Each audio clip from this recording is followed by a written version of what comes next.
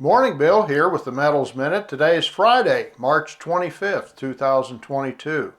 Well, we have some things going on in the gold and silver arena. We're up again from the last update on Wednesday. Platinum and palladium, however, are taking a little bit of a breather. But there's things going on in the fuels market that I believe will be supportive of all the metals.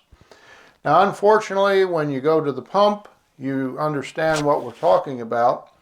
But the issue is becoming extremely acute in the diesel arena. There's a worldwide shortage of diesel that's beginning to emerge. Largely in Europe is where it is seen initially, but it's also already affecting the United States. Normally, ships that come across from Europe with Russian crude, Russian diesel rather, and European diesel that offload in New York Harbor, those ships are full of diesel from the United States and they're heading back towards Europe. It's a reversal of the flow of diesel fuel. And that's due to complications from the Russian-Ukraine conflict and the flows of diesel all across Europe. They're having shortages. And diesel is a very important fuel for Europe, not only with transportation, also people movers, buses. A lot of the cars are diesel in Europe, as well as trains and, of course, transport trucks. So diesel is very important to Europe, and we have a shortage here as well, but we have decided to send some of our diesel to Europe, and that's created a situation where here in the United States we have record high diesel prices. Now keep in mind that the last time we saw a spike similar to this in diesel prices was when during the great financial crisis, when the price of oil reached $145 a barrel.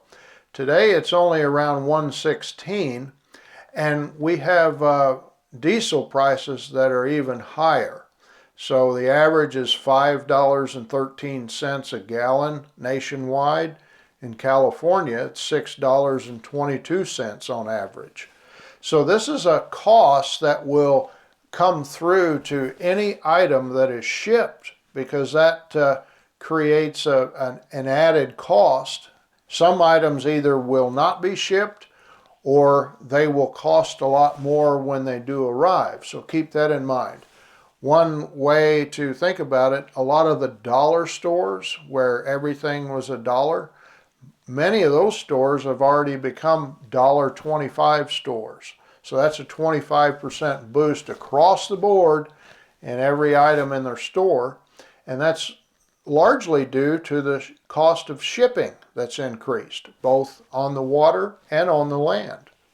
And so that's something that gives us a reason to own some of our savings in an asset type that will help keep up with inflation. And that's what gold and silver can do over time. And part of the reason is it takes energy to get them out of the ground and get them refined. And when we see energy prices continually increasing, that puts a rising floor underneath gold and silver prices, and it can help protect us against price increases on every other good and service that we will need to purchase in the future. So that's why we encourage people to consider adding gold and silver to their normal savings plans. And thanks a lot. We'll see you next week. Have a great weekend.